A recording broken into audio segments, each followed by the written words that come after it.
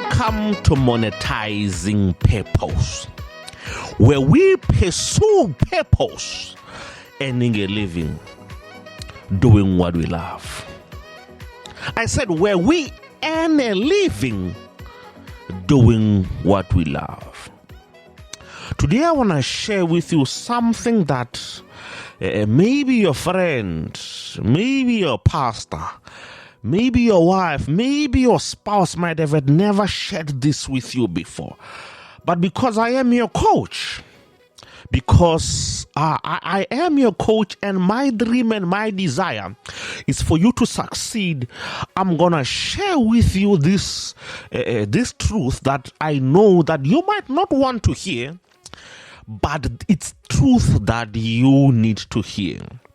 My friend, stop playing small with your purpose. I'm going to repeat that again in case you didn't hear me. Stop playing with your purpose. No, you didn't hear me. Stop playing with your purpose. You know, the problem we have today is that we play too small with our purpose. You know, and when you are playing so small with your purpose, you don't see the value of your purpose. When you are playing small with your purpose, you don't acknowledge the value that you bring to the marketplace with your purpose. So stop playing small with your purpose. Today we are talking about the business of purpose. And before we get to the business of purpose, I want you to understand this, my friend. Stop playing with your purpose. You know, when we are playing, we are not taking things seriously. No, we are taking them casually. We will see. We will see if it works out. No, my friend. Stop playing small with your purpose. Your purpose is a business. You know, most people want, especially when people are getting into relationships, and particularly in this case, when people want to get married, they will say things like, for me, money, for me, money is not a priority. When I make the decision to spend the rest of my life with the man or the woman that I want to spend the rest of my life with, I never consider money, because money to me is not important. What's really important to me is that I love my partner. And when they get a harsh reality slap from life, when that reality slap hits, that's when they will realize that they might have not gotten married for money or because of money, but it will be money that splits or destroys a marriage, or it will be money that destroys a relationship. You know, when it gets to that point where you can't take care of your spouse's needs because of the lack of money, when that reality slap hits, that's when you realize that, even though I said that money is not important, in this case, to save my marriage, I need money. To save the relationship that I have with my children, I need money. You know, I love what Les Brown says about money. Les Brown says that, money might not be everything, but it's right up there on the top with oxygen, on the must-have scale. In other words, it's money is like oxygen. Without it, you can't fulfill your purpose without money. Let me say this again. Stop playing small with your purpose. The reason you stop playing small with your purpose is that you can't fulfill your purpose without money. Come on now. You can't fulfill your purpose without money. It takes money for you to refine your purpose. It takes money for you to work on your gift. It takes money for you to refine your gift. You can't go to school, you can't go to an institution of higher learning and say, you know what, for this course that I'm going to be on to refine my purpose, you know what I will pay with? I'll pay with the round of applause that I've been getting from my audience. You can't pay your bills with rounds of applause. Money might not be everything, but it's right up there with oxygen on the must-have scale, Les Brown concluded. And I want to say to you, stop playing small with your purpose. If you don't commercialize your gift, if you don't commercialize your purpose, it becomes a burden for you to fulfill your purpose. I've said this before, and let me repeat it again. The person or the people whose charity you need the most, they control you. If the person whose charity you need the most is the government, then the government controls you. Because when they do things that are out of character, when they are doing things that are not in line with your values, when they are doing things that do not advance the betterment of the country, you will shut up. You will shut up. You will shut up. Why? Because if you open your mouth, and speak bad or speak against that particular government, then your funding is gone. The pastor, the bishop, the prophet, whose offerings he needs the most, he's a slave to those particular people, because tomorrow, when they don't pay their offerings, when they don't pay their tithes and their offerings, you'll be the one. You'll be the one running after them, even if maybe they've gotten to a point where they no longer live holy. Even if they've gotten to a point where what they say and what they do are not the same. If it's someone who's maybe whose offerings you need the most as a preacher, when they start sleeping around, when they are having extramarital affairs, because you depend on their offerings, you will shut up. Because if you speak, your source of income, it disappears. So stop playing small with your purpose. Let me say this again. Stop playing small with your purpose. You need to commercialize your purpose. Without money, you cannot fulfill your purpose. It takes money for you to leave home and go to wherever it is that you are needed. It takes money for you to leave your wife, your kids, to go to wherever your gift is demanded. If you are a pastor, it takes money for you to leave home, to go to a conference that you are called at and go and preach. It takes money for you to buy a Bible, for you to be able to continually be studying the Bible every year without it being so colored from the highlights and the notes that you've been taking. It takes money for you to fulfill your purpose. It takes money for you to run it. It takes money for you to develop your gift. And if it's taking money for you to develop and to refine your gift, then you need to be charging for the services that you deliver. Now imagine if you are a business. For the lack of a better example, you are Ebenezer Mawulu, you are running the Igniting Dreams within companies. And while you are running the Igniting Dreams within companies, you are not charging anyone any money. Yeah? You're not charging anyone money. You are writing books and you are paying you are paying editors, you are paying designers, you are paying printers. But you know what? Hey, who are you? Hey, you don't like money. You think that money is not important. So you give away everything. You know what's going to happen? Tomorrow you're going to find yourself not being able to buy bread for the ones that really matter in your life.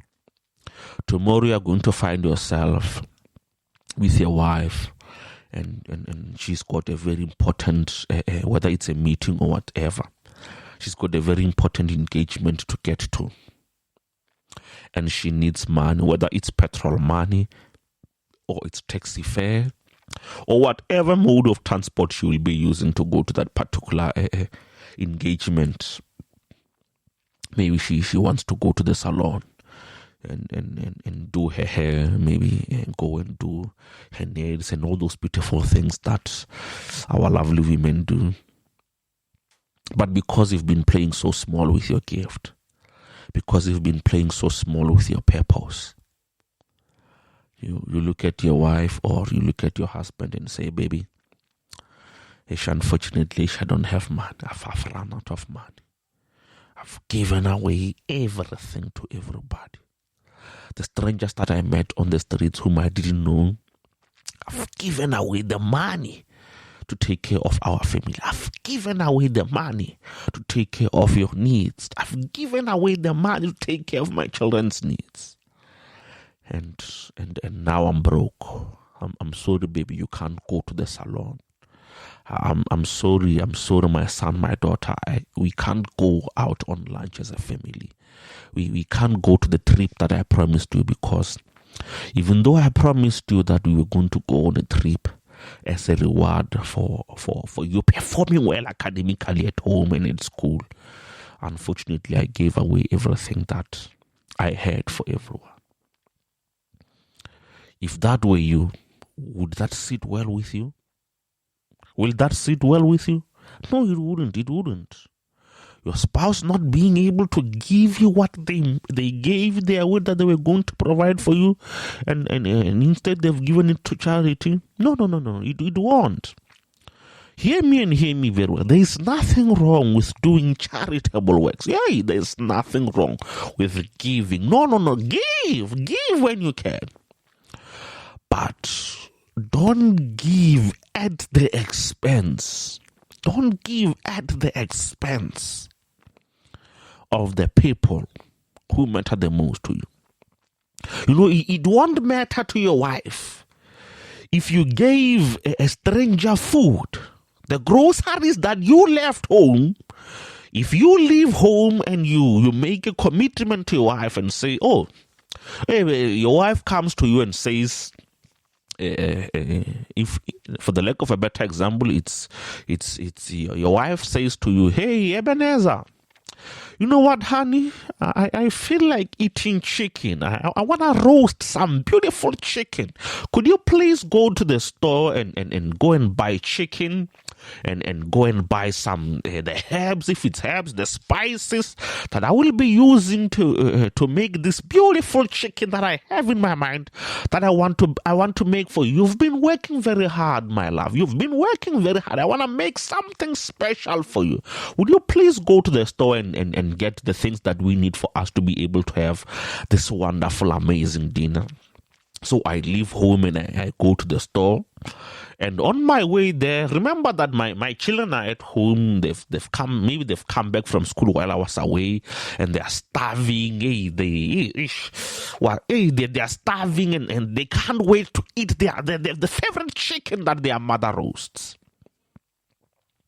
And I get to the store, I get the food, I get the spices, the herbs, and on my way back home, I see someone at the side of the road, and I give them the groceries that I just bought, and I go home to my wife and I say to her, hey, sorry, baby, oh, my son, my daughter, I'm so sorry. Hey, you know what happened was that I bought the things that you wanted, my love, but I gave them away.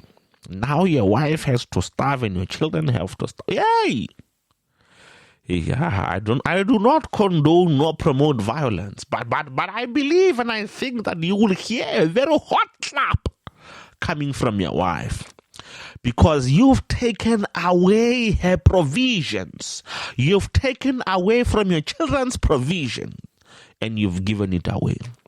Let me give you another example. You know what would happen? What would happen that she would appreciate if you gave away? What your children would appreciate if you gave away? is if they have their needs met, if they have everything that they need, and out of the abundance of your family's provisions, you say, hey, my wife, out of this abundance that we have, I was thinking that we could contribute towards the betterment of the community. Hey, my son, my daughter, out of the abundance that we have, I was thinking that we can help out in the community. If it is out of your abundance, come on now. Hey, your wife, will be so happy and glad. Your children would love it because it would be out of your abundance. One wise man once said that you can't give what you don't have. You can't give what you don't have. If you are struggling at home and you can't have your needs met, you can't help other people get their needs met. You need to take care of you first. You need to take care of you. I love what Jesus Christ said. He said that love your neighbor. He didn't just end there. He said, love your neighbor just as you love yourself. In other words, out of the abundance of the unconditional love you have for yourself, then that unconditional love you have for yourself, you can overflow and love others. Out of the abundance of the resources that you have fulfilling and pursuing your purpose, you can help other people. We said, number one, don't play small with your purpose. And number two, we said, commercialize your purpose. And number three, we said that without money, you can't fulfill your purpose. It takes money for you to work on your purpose. It takes money for you to work on your... It takes money for you to refine your purpose. It takes money for you to refine your gift. And number four, be open. Be open and be thankful to the strangers that you will meet on your journey towards the fulfillment of your purpose. For the last 2 weeks, I've been busy with a big order for my books. One company requested that I send them hundreds of books. And I was busy with that entire process, printing, making sure that they are printed very well, and the whole thing.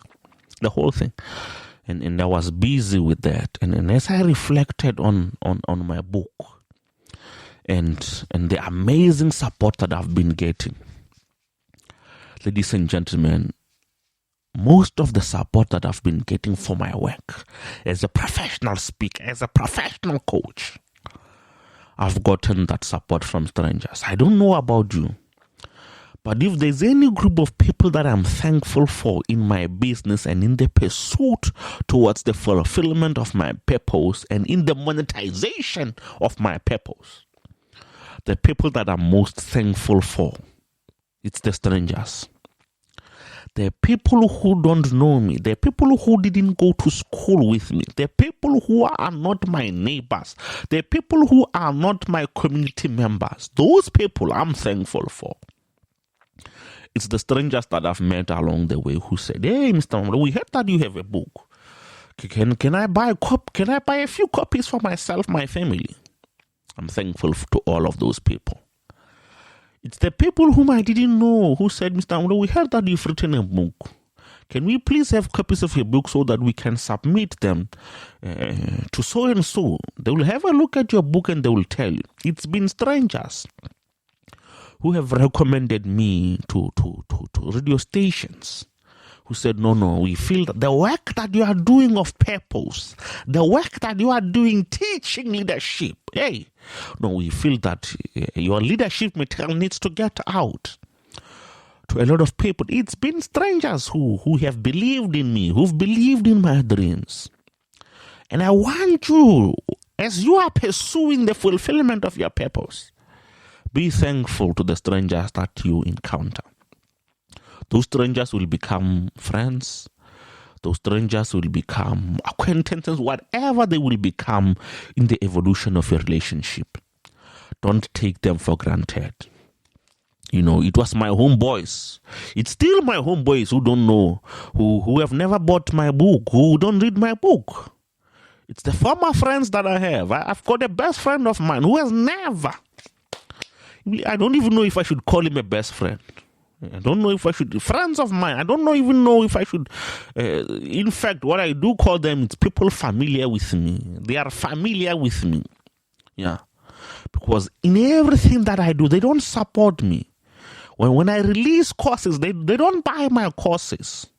When I publish books, they don't buy my books. Because they are familiar with me. They think that they know me. And to some extent, some of the people that I know who are familiar, some of them are even jealous of me and my success. Because they think that if I succeed, if I have a taste of success, I'll leave them behind. Oh, well, if I am growing and you're not growing, I'll definitely leave you behind with no shame. I will leave you behind. But if when I am growing and developing myself, you are growing and you are developing yourself, you will grow together. In my life, it's been the strangers, the people whom I didn't know, who supported me, who've advocated for me. And I want to encourage you also, as you go about the pursuit and the fulfillment of your purpose, don't take strangers for granted. Strangers are the ones that God will use. The people who are familiar with you, your homeboys, your homegirls, your colleagues. When God speaks with them and say, you know what? Ebenezer needs 20,000. Ebenezer needs 20,000 for him to be able to fulfill the purpose that I have for him in this particular season. Go and give him that 20,000. If it's God speaking with them, you know what they will do? They will reason it out. They will justify not listening to God's voice at that particular time. But when it's a stranger, they'll say, yes, Lord. Yes, Lord. What can I do? Then God would give them instructions and they will be able to fulfill that engagement or whatever task that God had inspired or spoken with them about. So as you go about pursuing the fulfillment of your purpose, make sure that you don't. And if for whatsoever reason along the pursuit towards the fulfillment and the monetization of your purpose, you need some help. If you've gotten to a point where you are sick and tired of being sick and tired and you say, Mr. Mamabolo, come on, Mr. Mamabolo, I need help. I'm sick and tired of playing small with my purpose. Mr. Mamabolo, I'm sick and tired of playing small with my gifts. I want to monetize my purpose.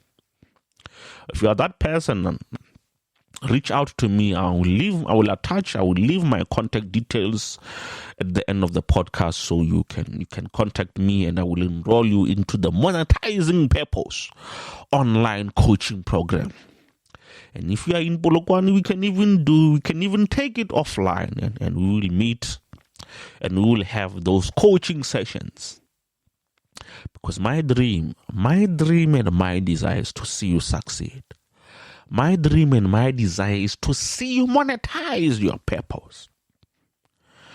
And as I've reflected on the support that I've gotten from strangers, I want to encourage you, if you are a stranger to someone else's life and you see the great work that they are doing that has touched you, that you are inspired by, please continue supporting that particular person. Please continue. Whoever you have around you, near you, who has got a business. A lot of people are depending on that business. Children are depending on that business to go to school, to pay their school fees. Wherever you are, let's do practical economic empowerment. You know what's practical economic empowerment? Practical economic empowerment is when we stop talking about supporting each other and we actually do. When you see your brother right next door to you or where you see your brother who's hustling, Support them. Don't support them by telling them, hey, keep up. No. Support them by taking money out of your pocket and buy the services that they provide. Give them a review, whether it's positive or negative.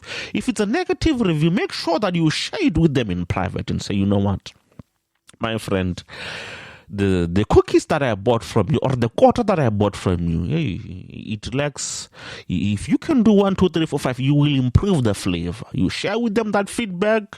You've bought their product, then they go back to the drawing board. They improve the product, and tomorrow you come back again tomorrow and say, yeah, I wanna taste what happened. Did you take the improvements that I made?